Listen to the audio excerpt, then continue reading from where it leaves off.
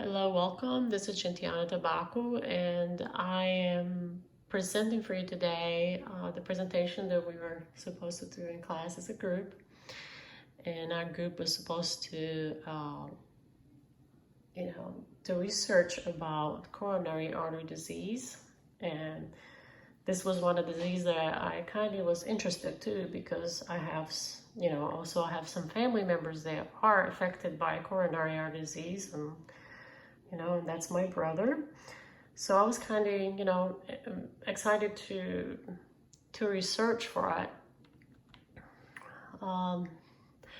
My part was to discuss about symptoms and signs of coronary artery disease. And however, this is one of the slides here, one of the first slides, which I did edit some statistics. I think that statistics are important because they say so much about the increase, of the individuals they are affected or they're going to be affected in the future with this disease. As far as now, in the U.S., more than 16.8 million of people are affected of coronary artery disease. That means 1 in every 5 deaths in the world also too, due to coronary artery disease. In the future, we're looking at, according to Mayo Clinic, the number of the deaths due to coronary disease could increase up to 23.4 million in 2030. So as you can see, the statistics are up there, and which says a lot about about this disease and how important it is. On this slide, I decided to write about causes of coronary artery disease, and we also cover up this in the lecture. We talked about how atherosclerosis is built up, and it is caused by a plug. It builds up into the arteries, and of course the arteries, they supply the blood to the heart. The plug is mainly made of deposit of cholesterol. And we can see this in the picture here.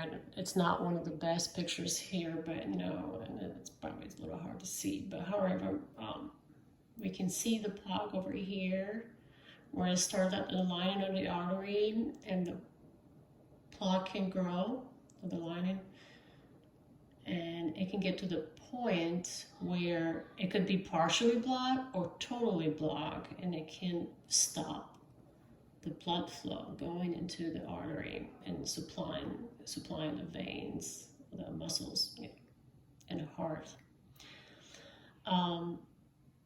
Some of the risk factors development atherosclerosis are the fat diet, tobacco smoking, obesity, lack of exercising, sometimes a blood pressure that's not elevated, So all these are factors that can actually increase the chances of having a coronary artery disease.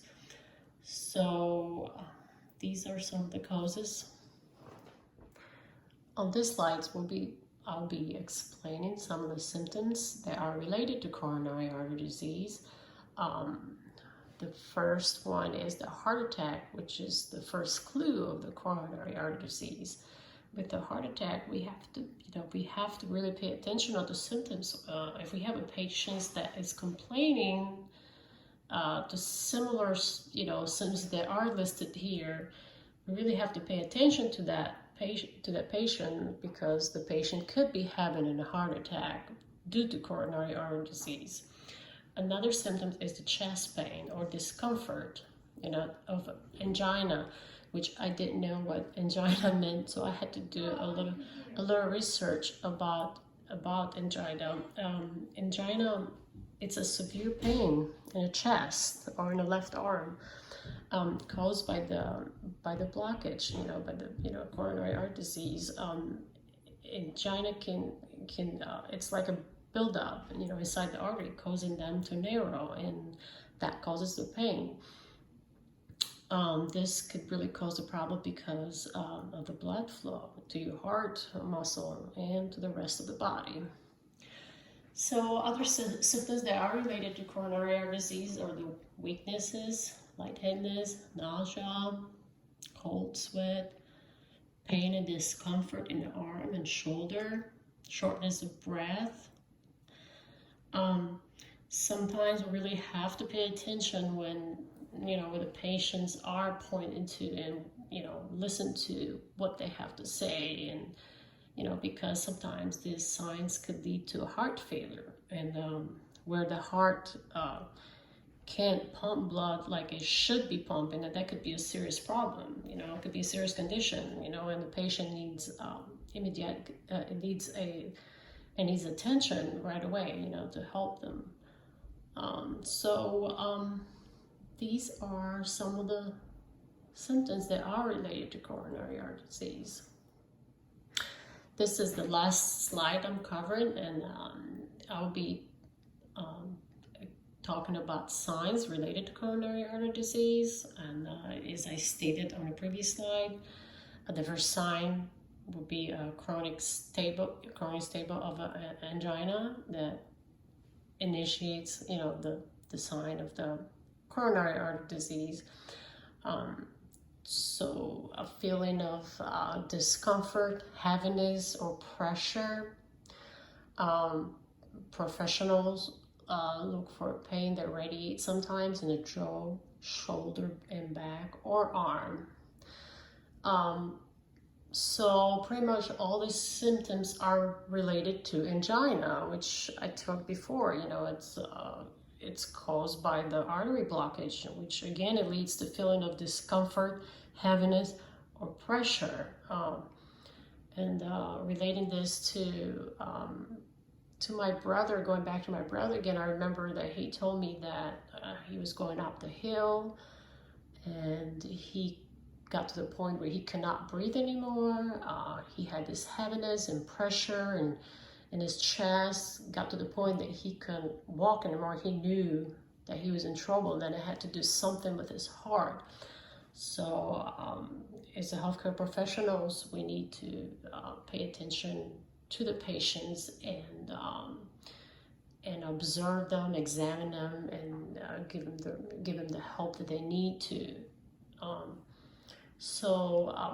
These are some of the signs that are related to coronary artery disease.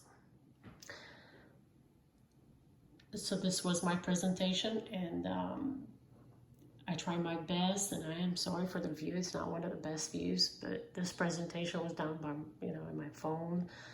And I just really want to thank you, Dr. Fundell, and Dr. Blackman too, for doing such a good job in this transition that we had to do, switching everything, the schedules and lectures and lab and all that. And but we are doing well, and I just want to thank you all for everything, and I hope everybody's doing well.